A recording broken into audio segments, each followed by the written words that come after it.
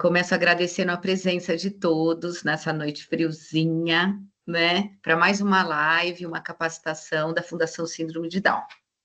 O meu nome é Maria Emília, eu sou pedagoga da Fundação e eu vou estar mediando esse encontro aqui com a doutora Daniela. Eu sou uma mulher de pele branca, de cabelos castanhos ondulados, caracolados. Estou usando um óculos de grau quadrado, também marrom. Estou usando uma blusa marrom, um brinco grande dourado. E, primeiramente, eu preciso falar alguns avisos para vocês. É importante, como a, a live vai estar sendo gravada, e daqui uma semana vai estar lá no YouTube da Fundação para Todos, a gente pede que vocês fiquem com a câmera fechada. No final da live, no finalzinho, nos 15, 10 minutos do encontro, vocês cientes dessa gravação, cientes de que vocês consentem o uso da imagem, aí podem abrir as câmeras, o microfone, ficar à vontade. O microfone também é legal ficar fechado para não atrapalhar, né? Porque a gente, sem perceber, faz os ruídos. E qualquer coisa, o Wagner também vai estar um pouco antenado e desliga se precisar e acontecer alguma coisa a gente esquecer, tá? Outra coisa é que a gente vai estar colocando no chat um link de lista de presença. Aí, por favor, assinem. Eu vou avisando também, vou estar acompanhando o chat na medida do possível. Enfim, né? Chegou a hora de agradecer muito a doutora Daniela Tomé pela presença, pela aceitação desse convite, né, para a nossa live. A doutora Daniela Tomé é médica otorrinolaringologista e doutora em ciências médicas pela Faculdade de Medicina da Universidade de São Paulo. Assessora científica da Rede Buriti, fundadora do ambulatório de síndrome de Down do Departamento de Otorrinolaringologia do Hospital das Clínicas da Universidade de São Paulo. E o tema que a gente vai conversar essa noite é a importância das questões otorrinolaringológicas, eu sabia que eu ia errar, nas pessoas T21 ao longo da vida. Obrigada, doutora Daniela. E agora é com você.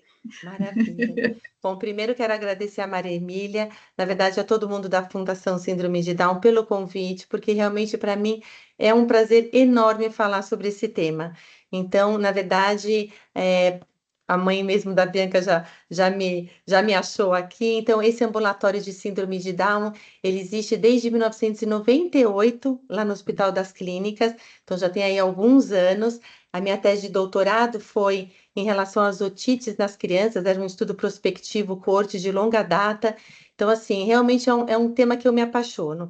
E eu espero que eu consiga passar para vocês um pouquinho dessa paixão e muita informação para que ajude aí ao longo da vida, para que as crianças, os adultos tenham o melhor acesso à saúde, o maior conhecimento possível. Eu acho que eu vou compartilhar com vocês a telinha. Eu não vou, como está todo mundo com a telinha fechada, eu acho que não vai ter nenhum problema. Quer ver? E aí a gente. Só um segundinho aqui. Perfeito. Bom, então eu só gostaria também de falar um pouquinho sobre essa rede Buriti, que na verdade eu faço parte, eu sou assessora científica, e a rede Buriti na verdade, é um projeto, na verdade, é a primeira rede de pesquisa de desenvolvimento e inovação de síndrome de Down aqui do Brasil. Então, ela começou há pouco tempo, tem mais ou menos 1 ano e meio que começaram todos os estudos, e a ideia, na verdade, é a gente conseguir informação de saúde, para, na verdade, melhorar o acesso da população com síndrome de Down à rede de saúde e ter novas políticas, inovações, propostas políticas para a melhoria do acesso. Então, para mim é muito importante fazer parte da rede Buriti. Caso vocês tenham interesse, aqui tem até o linkzinho para poder entrar depois na página e pesquisar um pouquinho sobre a rede. Bom, eu vou começar a falar um pouquinho sobre as manifestações do ponto de vista de otorrino, que seria, né, ouvido, nariz e garganta, de uma maneira geral. Eu trouxe essa listagem para vocês porque eu acho muito interessante. Essa, na verdade, é uma estatística das principais patologias do paciente com síndrome de Down, né? Então, você vê que é um artigo novo, é um artigo agora de 2022, né? Que foi lançado numa revista importante, que é a Pediatrics, na verdade, é uma revista americana. E vocês veem que a parte auditiva, né? Então, a deficiência auditiva, o distúrbio auditivo, ele chega a cometer 75% da população com síndrome de Down. E a apneia obstrutiva do sono, em torno de 50% a 80%, e quadros de otite, que na verdade seria mais relacionada à otite média serosa, que depois eu vou explicar para vocês, 50% a 70%. Ou seja, vocês percebem que o acometimento do ponto de vista de otorrino é bem alto na síndrome de Down. Por isso a importância da gente fazer esse segmento. Tão importante é que, na verdade, existe um consenso, um guia da Academia Americana de Pediatria, tá? Para o acompanhamento das crianças com síndrome de Down. Eu até coloquei aqui para vocês, na verdade, esse artigo, e isso vocês conseguem acessar facilmente na internet, é livre para todos, onde você consegue ter, por faixa etária, um aconselhamento dos acompanhamentos que a criança deveria ter mês a mês. É muito interessante. E do ponto de vista de otorrino, vocês vão ver que vai estar assinalado, né, nesse guia, né, nesse consenso, tanto o acompanhamento de perda auditiva quanto da obstrução de via aérea superior, que a gente poderia aí atribuir principalmente à apneia obstrutiva do sono. Então, eu tentei trazer um pouquinho também de alguns conceitos gerais para que vocês possam entender. Quando a gente fala em perda auditiva, na verdade, existem três tipos, basicamente, de perda auditiva, tá? A perda da audição de uma pessoa, ela pode acontecer em nível de orelha externa, deixa eu ver se consigo mostrar aqui para vocês. Então, nível de orelha externa, que seria conduto, né? Tímpano, cadeia ossicular, aqui já é a orelha média, e na verdade os ossículos que existem dentro do ouvido. Então, quando existe um acometimento ou do conduto, ou da membrana, ou da cadeia ossicular, ou mesmo do que você tem dentro dessa caixa timpânica em relação a ar, líquido, você tem uma perda de condução do som. Quando você tem, na verdade, o acometimento da cóclea, que é essa espiralzinha aqui, que na verdade é a estrutura que dá a audição verdadeiramente, você chama de perda neurosensorial. Né? Quando você tem a perda mista, é quando você tem tanto a perda de condução, então você tem, por exemplo, algum acometimento da orelha externa, orelha média, além da orelha interna. Então, na verdade, você tem uma perda mista. A perda neural é uma perda especificamente do nervo auditivo, que é mais específica e bem mais rara, tá? Então, isso é só para vocês entenderem um pouco por quê.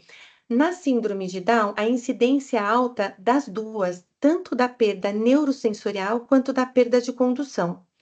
Então, aqui só para vocês, às vezes pode ser que vocês passem no médico, ou mesmo não, e não saibam interpretar muito bem uma audiometria, porque isso realmente, lógico que eu sei que é mais difícil, mas um gráfico de audiometria consegue te dizer o tipo de perda que a pessoa tem. Tá?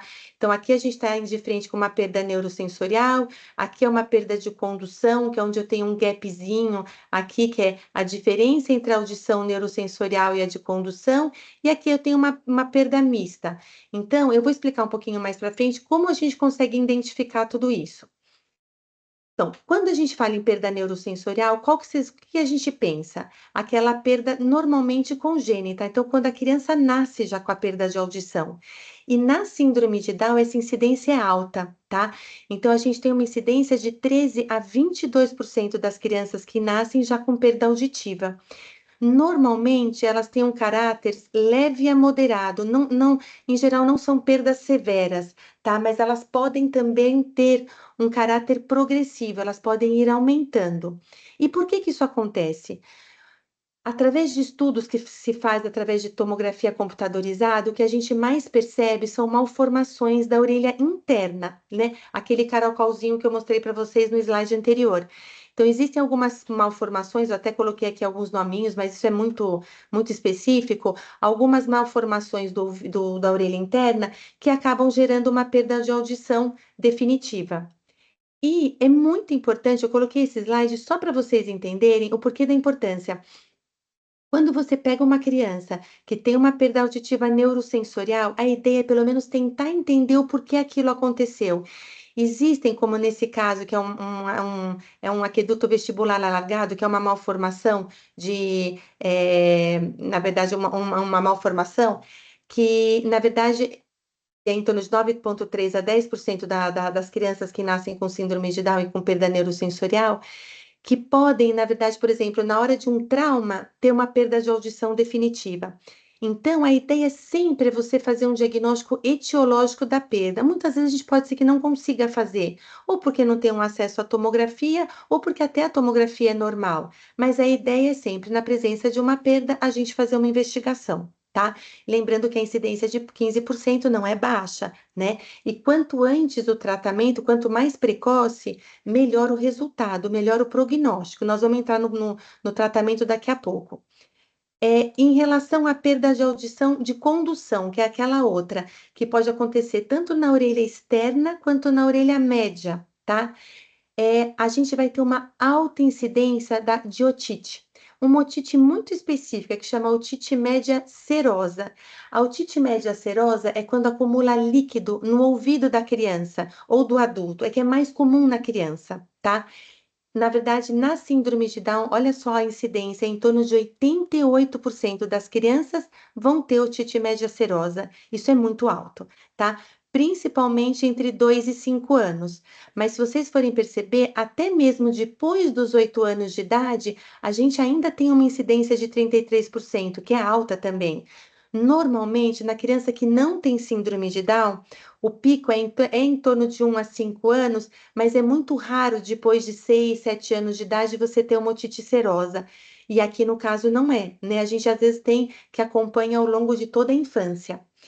Por isso que, inclusive, o consenso que a gente depois vai falar um pouquinho sobre aquele consenso dado ao acompanhamento auditivo, ele mudou atualmente e a gente pede uma avaliação tanto da otoscopia como uma avaliação auditiva, se for o caso, inclusive a cada 3 meses, quando a gente tem a otite média serosa, porque é muito importante o tratamento, tá?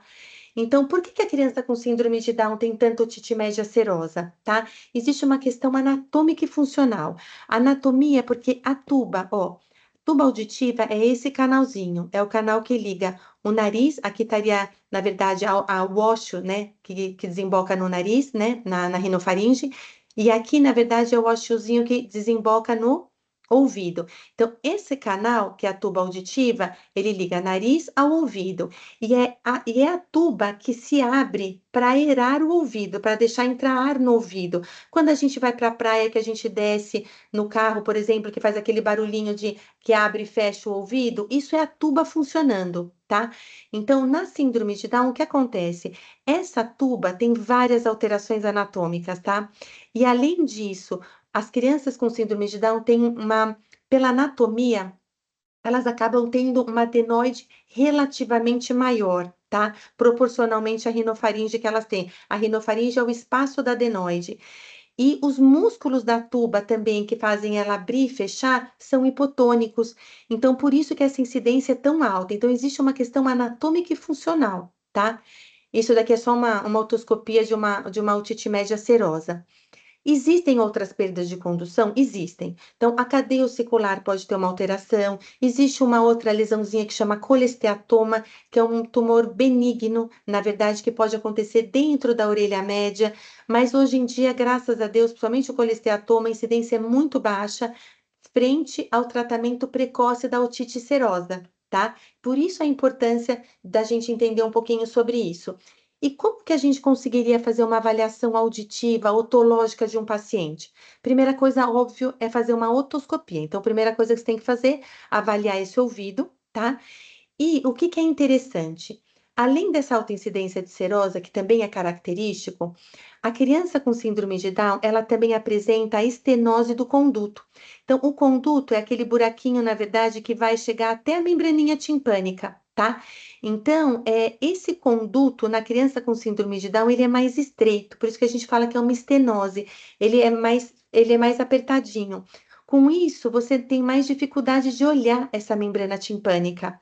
E isso acontece em 40% das crianças, principalmente até os 3 anos de idade. E isso acaba sendo um problema em algumas delas. Primeiro, impacta mais cerume. Vocês já devem ter visto que você às vezes tem a queixa de que, nossa, junta muita cerinha, fica muita cerinha retida no ouvido, é difícil de limpar. Pode ser pela estenose do conduto, tá? E pior é que o acúmulo de cera no ouvido leva à perda auditiva de condução. Tratável, lógico, você tira a cerinha, melhora. Mas enquanto a criança ou o adulto fica com a cera, ele tem uma perda auditiva. Então, isso é importante. E faz com que a gente tenha mais dificuldade de diagnóstico, porque você tem mais dificuldade de ver a membrana timpânica. E a membrana, e o aspecto da membrana timpânica, ele é fundamental para a gente. Esse é um aspecto normal. Então, só de você fazer uma otoscopia, você vê que às vezes ela pode estar mais avermelhada, pode ter um pouquinho de líquido dentro da caixa timpânica, aqui ela está retraída, e aqui ela praticamente já está adesiva, muito retraída. Então, o aspecto do tímpano me ajuda a pensar no porquê aquela criança pode ter aquela criança, aquele adulto pode ter algum acometimento otológico. Então, depois de fazer a otoscopia, você vai partir para os exames. Que exames que existem para você ver, para você avaliar a audição de uma criança ou de um adulto? Primeiro, normalmente ao nascimento, a criança acaba fazendo emissão otoacústica, que é o famoso teste da orelhinha, tá? Que hoje em dia é obrigatório no Brasil. Então, no nascimento, toda criança tem o teste da orelhinha, que é aquele passa e não passa, que é negativo e positivo, né? Então, ali você vê se a criança ela tem uma audição normal ao nascimento. Quando você faz esse teste da orelhinha, você já está descartando o quê? Você já está descartando uma perda de audição congênita, né? Aquela do nascimento. Então, essa é um dos exames que você pode fazer, que normalmente a gente faz ao nascer.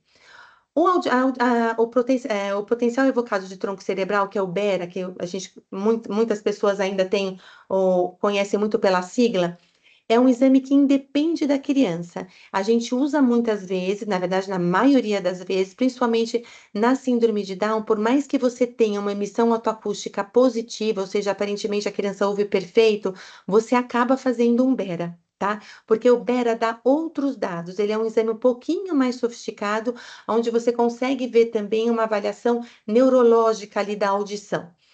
Então, e você independe da colaboração da criança. A audiometria condicionada infantil já é uma audiometria lúdica, onde você faz com brinquedos, tá? Depende da colaboração dela. E a audiometria, mas na verdade você consegue com os brinquedos normalmente um bom acesso. Audiometria tonal com discriminação de fala normalmente já são mais nos adultos ou nas crianças mais velhas, onde você aí consegue ver bem um ladinho do ouvido, o outro lado, fazer reconhecimento de algumas palavras. E existe um exame complementar a essas audiometrias que chama impedanciometria. E para que isso serve? É um exame que mede a pressão de dentro do ouvido, e com isso eu consigo ver, inclusive, se existe um líquido, que é o famoso líquido da otite média serosa. Então, esses são os exames audiométricos que me ajudam a comprovar uma perda de audição, tá? Quando a gente vai fazer cada um deles, vai depender da idade e da colaboração, né? Então, aí que a gente vai mudando de um exame para o outro. A preocupação em diagnosticar e monitorizar essa perda auditiva na síndrome de Down é altíssimo, tá? Então, até o CDC americano, na verdade, também coloca essa incidência alta de 75%, e existe um protocolo da Academia Americana de Pediatria para o segmento da perda auditiva. Esse é um protocolo até a última atualização dele agora de 2022, é recente. Na verdade, eu até trouxe para vocês terem uma ideia, mas é um protocolo difícil de ser seguido. Normalmente, aquilo que eu falei, a criança nascendo faz emissão autoacústica e ubera, né? Até 1 ano de vida, o que mais que a gente teria? Pelo menos mais um BERA com 6 meses e depois um BERA ao redor de 1 ano. Então, vocês veem que, na verdade, o número de BERAs é alto. E aí, depois, entre 1 ano e 5, vai depender. A criança colaborando, ela pode fazer uma audiometria, e aí não precisa mais fazer o BERA, tá? E a timpanometria é aquilo para mostrar, na verdade, a presença de líquido no ouvido, mas esse é um exame simples que não depende da criança. Isso a gente pode fazer desde o nascimento, tá? Dos 5 aos 12 anos, normalmente as crianças já fazem uma audiometria, então a gente normalmente não precisa mais do Bera, então dá para fazer uma audiometria normal, mas vocês veem que interessante, até os 5 anos de idade, essa monitorização da audição, ela é semestral. Depois de 5 anos, ela é anual e vai para o resto da vida. Tá? Eu vou falar mais para frente, mas passando um pouco da história da criança, indo para o adulto, para o paciente de mais idade, a gente tem, na verdade, a partir de 20 a 30 anos, já a perda de audição do envelhecimento na síndrome de Down. Isso chama presbiacusia. Eu vou falar mais na frente, mas isso mostra como é importante fazer segmento anual. Se vocês saírem daqui já com isso na mente, eu já me dou por satisfeita, porque isso é muito importante.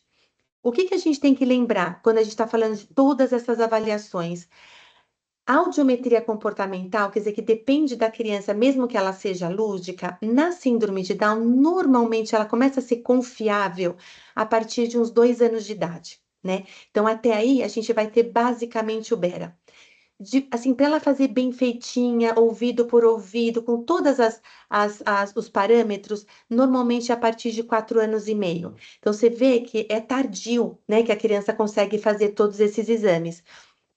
Então, muitas vezes a gente acaba pedindo o Bera e não esses exames. Mas qual o problema do Bera? Quando a criança é pequena, o Bera, para você conseguir fazer, a criança tem que ficar quietinha, ela não pode se mexer. Quando ela é pequenininha, você pode fazer uma coisa que chama sedação da mamadeira. Você deixa a criança um pouquinho em jejum, dá a mamadeira, como ela relaxa, ela dorme e você consegue fazer o exame. Passa uma certa idade, isso já não é mais possível, né? A criança é agitada, ela não consegue ficar quietinha. Então, você tem que fazer algum tipo de sedação. Então, aí a gente começa a expor a criança também um pouquinho a risco, né? Então, a gente tem que ter um pouquinho de bom senso, muito, na verdade, né? Eu coloco aqui porque isso é importante, muito bom senso para aplicar esses protocolos.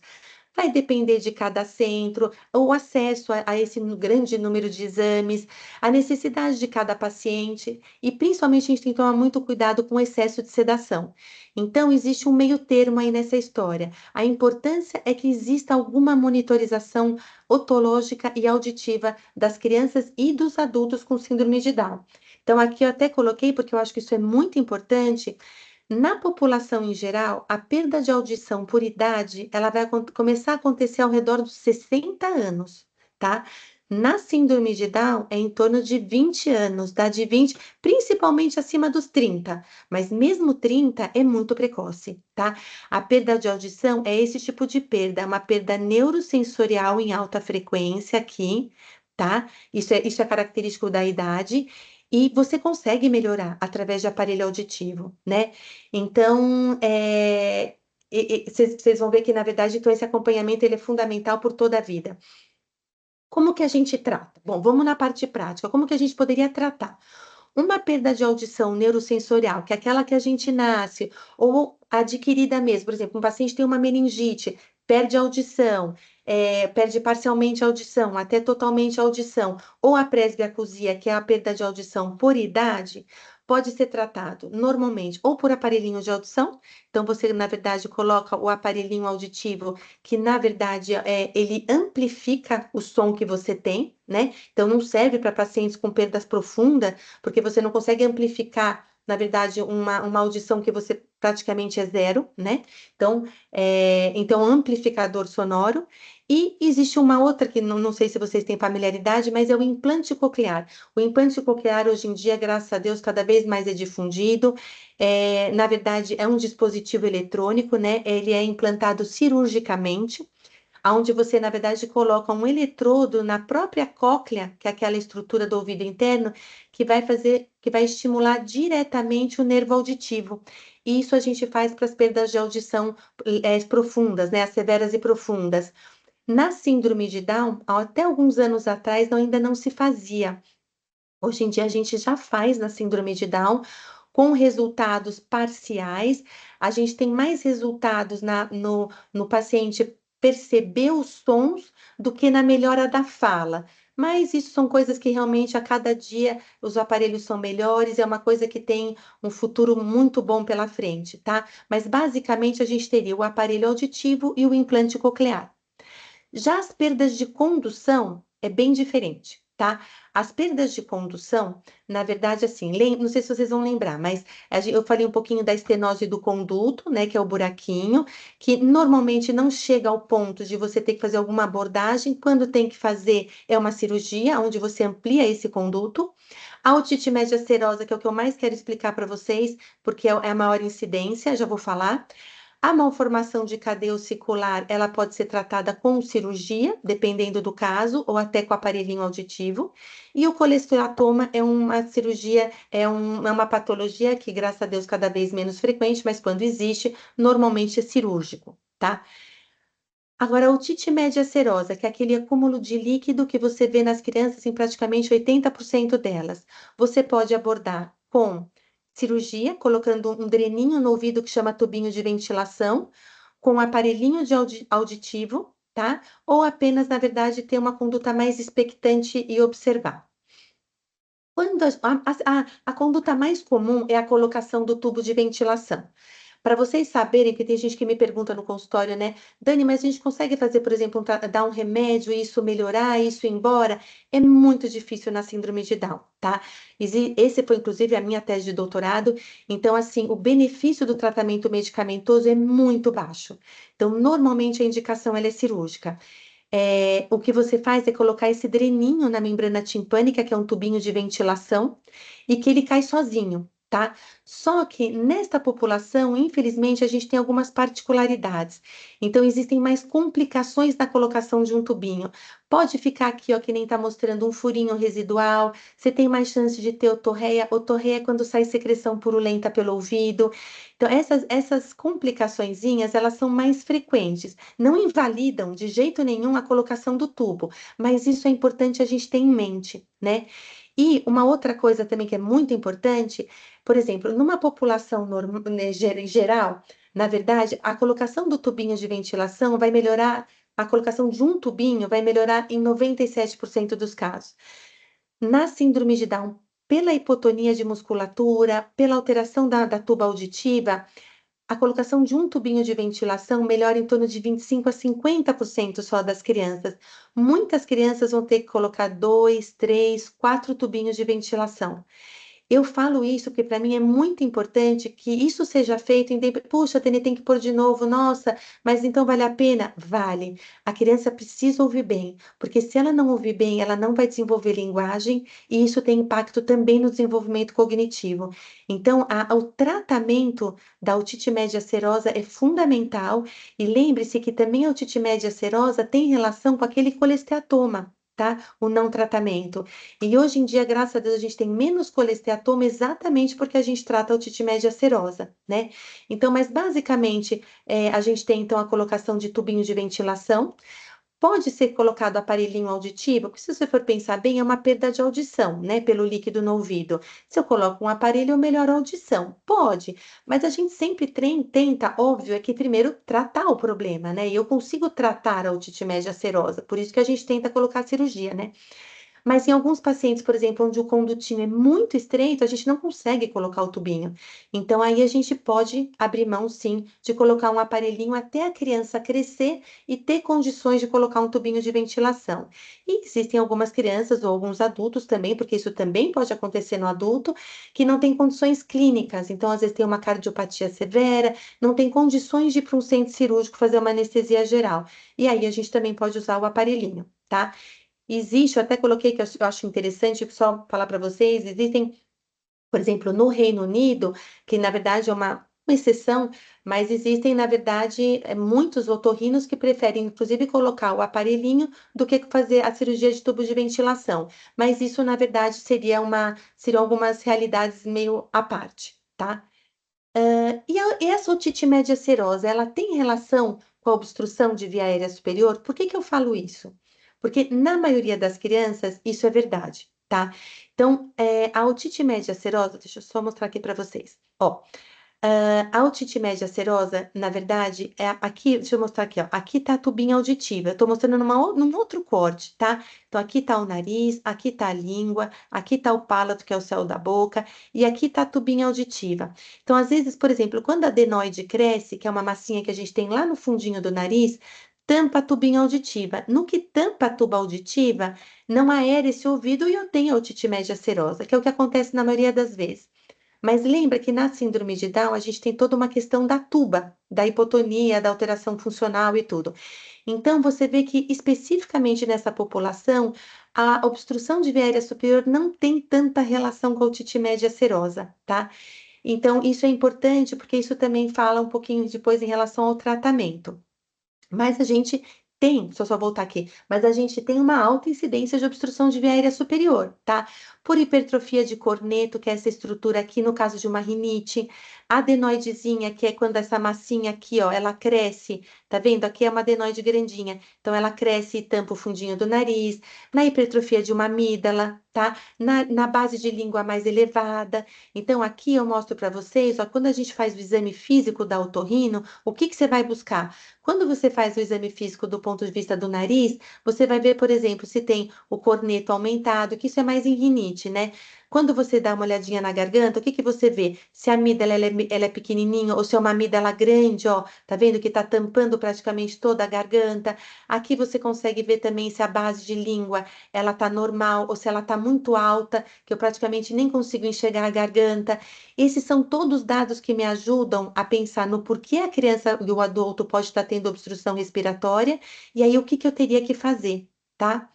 Então, depois que a gente examinou, a gente vai tentar investigar um pouco o porquê isso está acontecendo. E esses são os exames que você tem para poder fazer essa investigação. Existe um exame que chama nasofibroscopia, que é um aparelhinho que passa pelo nariz, né, da criança ou do adulto, mas é muito difícil de fazer nas crianças com síndrome de Down e nos adultos também. Não é um exame doloroso, mas como ele entra no nariz, na verdade, ele acaba sendo um pouco aflitivo e muitos pacientes acabam não deixando. Então, muitas vezes a gente acaba abrindo mão do raio-x, que é um exame que a gente consegue fazer com mais facilidade. O de cavo, você vê a adenoide, né? A tomografia, além de você ver também adenoide, você vê sinusite, você vê aumento de corneto, você vê desvio de septo, outras coisas que geram obstrução. A polissonografia a gente pede principalmente na suspeita de apneia. Então, o que que é apneia? A apneia é aquela criança ou aquele adulto que faz aquelas paradas respiratórias durante a noite, tá? Estou falando de uma maneira mais simples, existem vários parâmetros para classificar a apneia, mas seria uma maneira simples de entender. E a sonoendoscopia é um exame mais novo, esse é o mais recente, é um exame que a gente faz com um pacientezinho sedado, onde a gente simula o sono. Então, é como se ele estivesse dormindo e a gente faz esse mesmo exame aqui que chama nasofibroscopia, mas com ele deitado, como se ele estivesse dormindo. Aí eu consigo ver exatamente aonde que colapsa a via aérea para ele roncar, ficar de boquinha aberta, ter dificuldade, às vezes, inclusive na alimentação. Então, isso é super importante. A apneia do sono, só para que vocês tenham uma ideia, a incidência é alta, tá?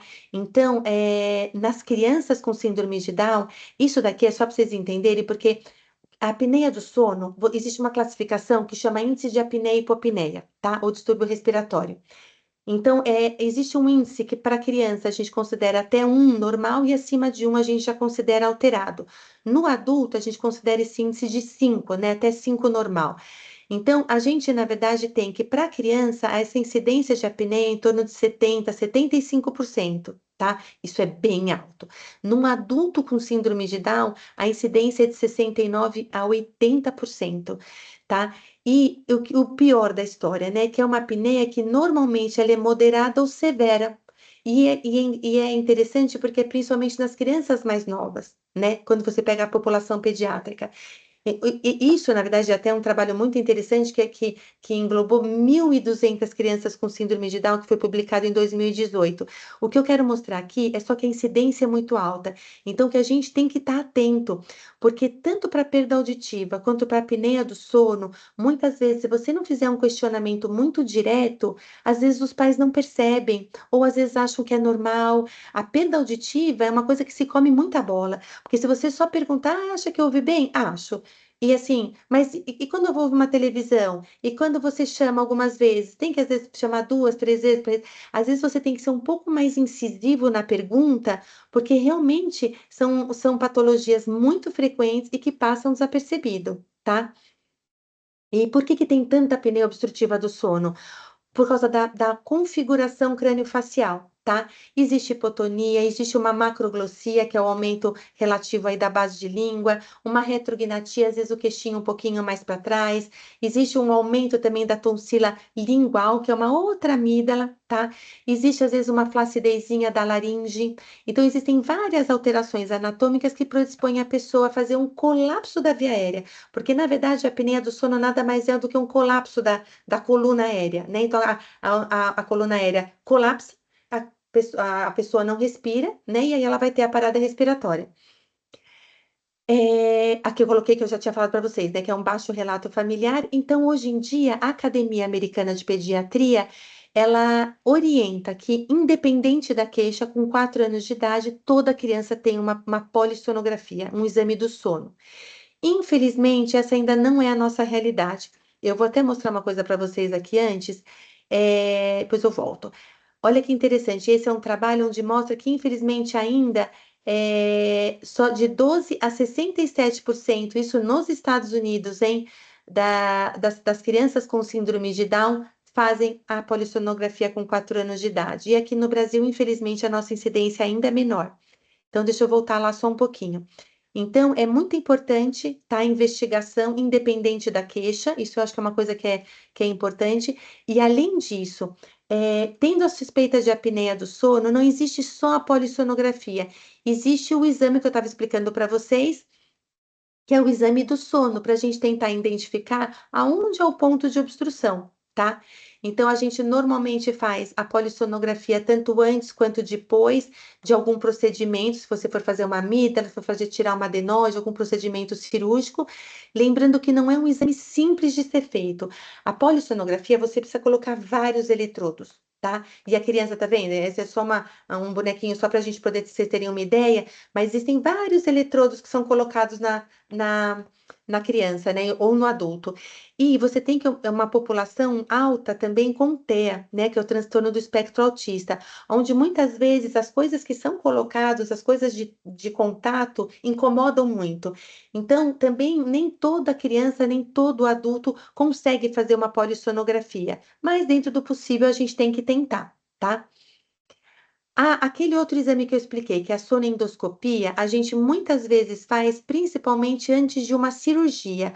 Hoje em dia, pela Academia Americana de Otorrino, que é um órgão importante para a gente, desde 2021, eu sei que esses dados são recentes, mas desde 2021 já considera mandatório esse exame antes de fazer uma cirurgia, na verdade, por uma questão respiratória na síndrome de Down. É um examezinho, então, como eu comentei, a criança ou o adulto fica deitado, um pouquinho antes, você induz, na verdade, o sono através de um medicamento que chama Propofol, na maioria das vezes. É como se a pessoa estivesse dormindo, e aí você passa o aparelhinho pelo nariz, e o que você está tentando fazer aqui? Você está tentando ver todos os pontos de obstrução, o nariz, o rinofaringe, a orofaringe e a laringe, e ver aonde existe o colapso, porque aí você consegue fazer um melhor tratamento. Então, você consegue ver, na verdade, se só fazendo uma a amidalectomia é suficiente, você teria que depois abordar a base de língua, a cavidade nasal. Por que que eu falo isso? Quando a gente só faz uma adenoamidalectomia na síndrome de Down, só 50% das crianças e dos adultos vão melhorar da apneia obstrutiva do sono. É uma incidência baixa. Por isso que a gente tem que estar preparado e orientar muitos pais de que, por mais que a gente esteja fazendo o tratamento, existe uma possibilidade de insucesso. Mas esse insucesso não significa que não tem nada para fazer.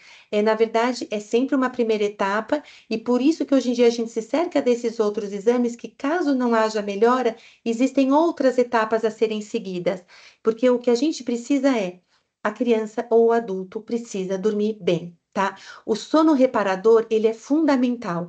Se a gente não tem um sono profundo, ou seja, se você não tem o sono REM, que é o sono onde a gente realmente descansa, você começa a ter sonolência diurna, diminuição de capacidade cognitiva, no caso das crianças, alteração de hormônio de crescimento. Então, assim, é fundamental. Isso de que roncar, parar de respirar durante a noite, às vezes o ronco mesmo, é normal? Não é. Tá? E se essa mensagem já for passada, eu já fico feliz. Não é normal, a pessoa não tem que roncar, a pessoa não tem que fazer a apneia obstrutiva do sono em nenhuma idade, nem velhinho, tá? Então, assim, nem a pessoa de mais idade ela pode ser tratada, ela precisa dormir bem. Hoje a gente sabe, olha que interessante, isso não é um dado especificamente na síndrome de Down, mas a gente sabe que o sono e a perda auditiva em qualquer população, ela está diretamente relacionado às alterações neurodegenerativas, às alterações de memória. Então, a gente tem uma demência muito mais frequente em pacientes que não ouvem bem e em pacientes que não dormem bem. Então, isso já é consagrado. Então, a gente precisa, desde pequeno, dormir bem e ouvir bem, tá? Então, esse para mim acho que é uma das coisas que eu mais quero que vocês tenham em mente. Normalmente, eu acho que se existem famílias, né, assistindo a gente hoje também, um procedimento que é relativamente comum é a adenomidalectomia para tentar melhorar esse quadro obstrutivo, mas como eu falei para vocês, ó, a taxa de sucesso não é tão alta. Então, a gente tem que estar um pouquinho assim, alerta para outras causas dessa obstrução, que existem, e aí existem, na verdade, vários outros tipos de tratamento, mas são muito específicos, eu acho que não vem ao caso. E, por último, em pacientes, por exemplo, que não podem operar por qualquer motivo, você existe até o CPAP ou BIPAP, que é uma mascarazinha que você coloca. Hoje em dia existe máscara nasal e máscara nasoral, onde você coloca que você vai jogar uma pressão de ar para vencer aquela resistência respiratória para que o paciente oxigene de maneira adequada, né?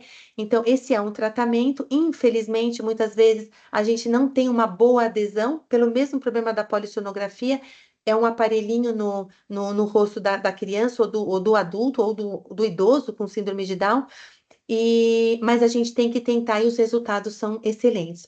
A gente considera ainda o tratamento de apneia do sono o tratamento gold standard, o tratamento mais indicado ainda, o CPAP ou o BIPAP, tá? Dependendo de faixa etária, dependendo de algumas considerações.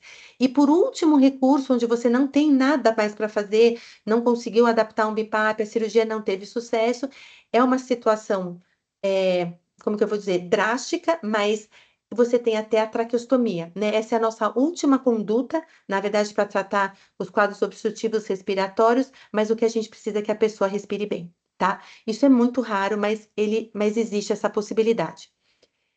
Ó, o que eu mais queria que vocês tivessem em mente, assim, vou fazer só um resuminho desse final. Então, o que eu gostaria? Que vocês tenham em mente a alta prevalência de perda auditiva, tanto de neurosensorial, quando nasce, quanto de condução, que é aquela questão da otite média serosa, e pelo envelhecimento, que é a presbiacusia, tá?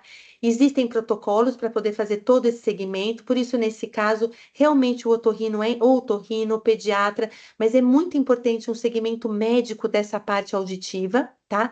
A gente sempre tem que usar esses protocolos com bom senso, mas existe muita coisa na literatura. Super importante o tratamento da perda auditiva e conscientizar os familiares, tá? Desse segmento, porque a gente sabe que se a gente abordar adequadamente a perda, a gente vai ter uma melhora cognitiva. E em relação à obstrução de via aérea superior, também há alta incidência, tanto em criança quanto em adultos, acho que vocês conseguiram ver, né? Ver bem. Existem exames que ajudam, não só o exame físico, mas existe polissonografia, a sonendoscopia, que eu expliquei um pouquinho para vocês o que que é. Existem outros exames que a gente pode fazer e que ajuda muito no diagnóstico. Você pode ter o tratamento cirúrgico, você pode ter uma abordagem mais conservadora, que é o CPAP e o BIPAP, mas que é muito importante conscientizar a importância de fazer o diagnóstico e de tentar o tratamento, mesmo que em alguns momentos a gente tenha falha terapêutica. E, na verdade, eu acho que era isso que eu queria falar para vocês hoje. Não sei se tem algum. Eu acho que a gente podia abrir, não sei, Mila, o que você acha, porque a gente podia abrir um pouquinho também para as perguntas, às vezes alguma curiosidade. Eu tentei fazer de uma maneira, espero eu, clara, para que todos pudessem entender, mas imagino que talvez tenha uma outra pergunta aí mais específica. Muito obrigada, gente, pela atenção de vocês e pela disponibilidade de estarem aqui com a gente hoje. Deixa eu tirar Ai, isso daqui. obrigada, doutora Daniela. Foi assim no tempo certinho, né? E assim, é, e que eu vejo assim de importante que é tanto ter acesso a essas informações, né? mesmo que sejam questões bem técnicas, às vezes eu acho que, mesmo assim, a gente consegue ver um todo e a importância e a dimensão da necessidade de investigação disso, independente do diagnóstico, isso que me ficou, né? Independência da Isso, queixa, não isso, do isso, diagnóstico, da queixa, né? isso, Tem que investigar, porque é uma questão que está aí pulsando. Mas também fiquei pensando na questão do acesso a tudo isso, né? isso. Como fazer todo esse acompanhamento, imagina, de 6 em 6 meses, de assim, a comunidade, que são muitas realidades, né? Sim, sim, é muito Principalmente aqui no difícil. Brasil. E acho que é isso, eu queria colocar isso e também colocar, pedir para o Wagner colocar a lista de presença, não esquecer. E abrir no chat, gente. Vocês, agora, cientes que a gente está sendo gravado, se quiser abrir a câmera, fiquem à vontade para falar com a doutora. Podem escrever no chat, que agora é a hora. De vocês, né? É isso mesmo.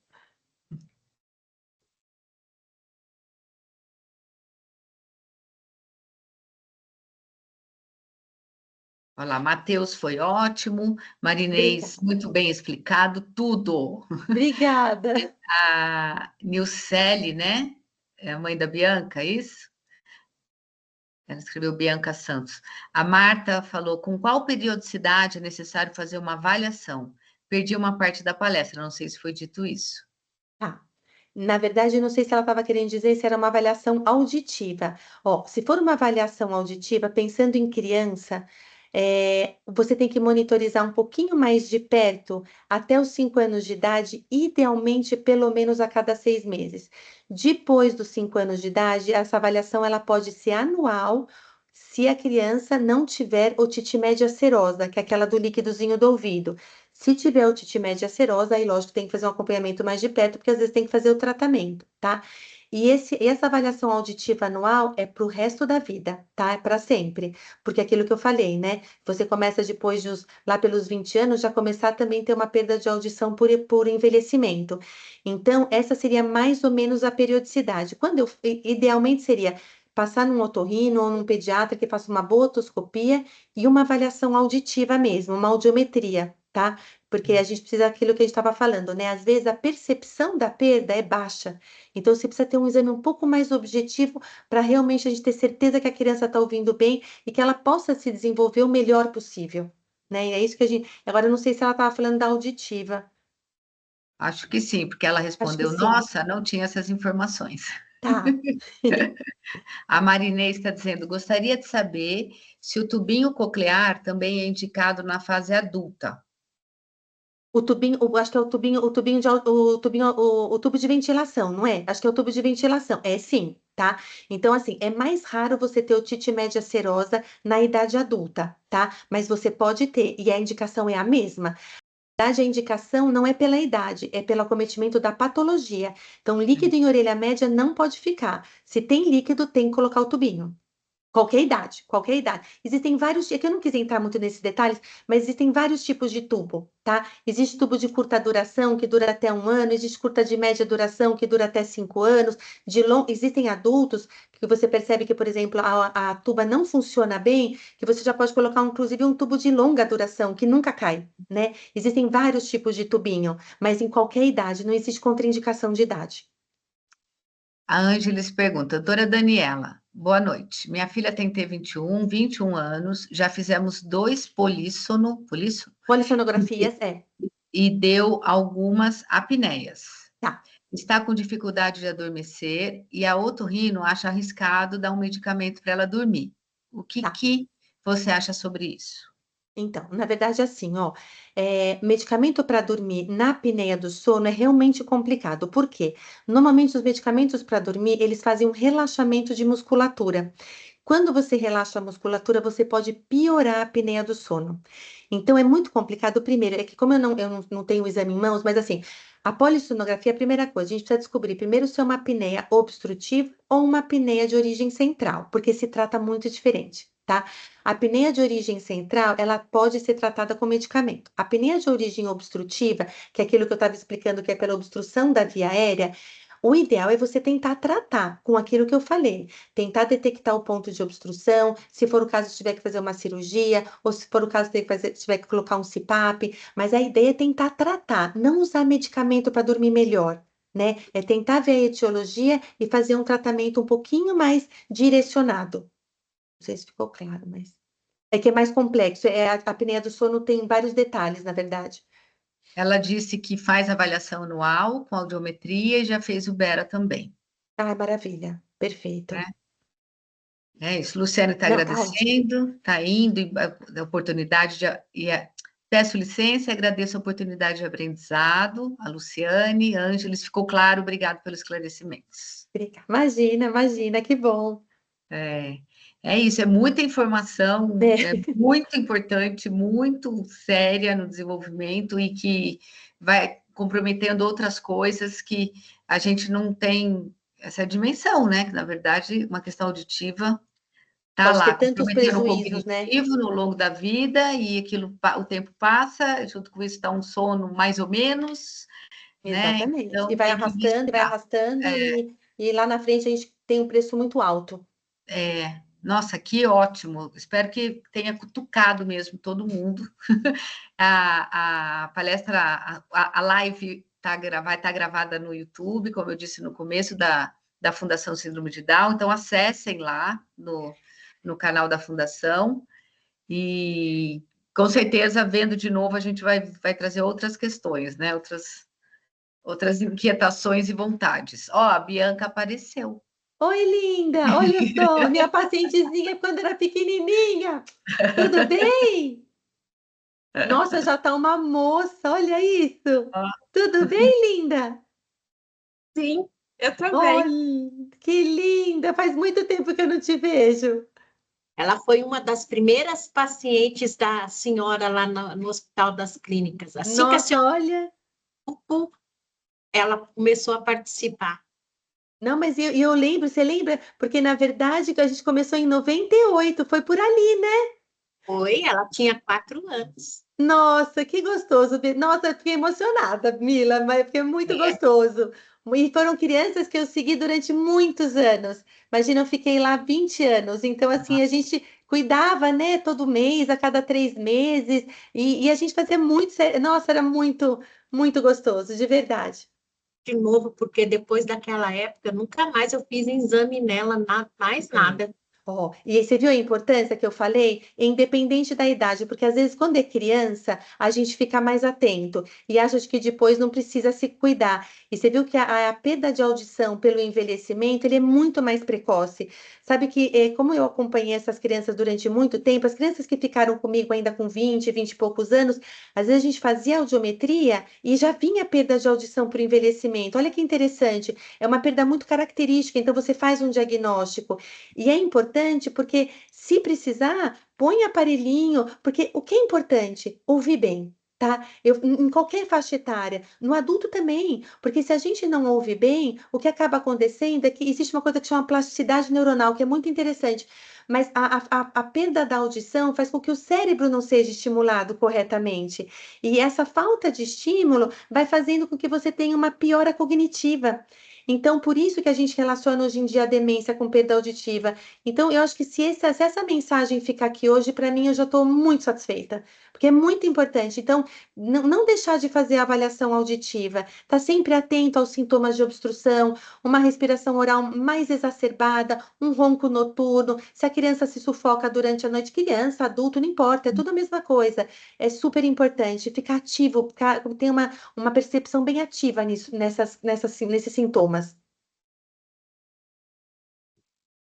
É isso Mas aí. obrigada, adorei ver você, Bianca. Foi meu presente de hoje. Com emoção, né? Com Não emoção ou é? sem emoção? Com emoção. Com emoção, hoje foi com emoção. Mas obrigada a todos, na verdade, que estavam assistindo, que tiveram tempo de participar, que eu sei que é final de dia, todo mundo está cansado, mas obrigada mesmo pela participação. Foi ótimo, foi muito bom, obrigada. Imagina, Mila, E obrigada a vocês pela até logo oportunidade. mais. Obrigada, gente. Boa noite. Boa noite. Boa Ai, noite. A gente encontra a senhora na rede Buriti? Na Rede Buriti, sim, na Rede Buriti, sim. Eu sou assessora científica, eu faço parte. Isso. Muito Vou bom. Tá bom.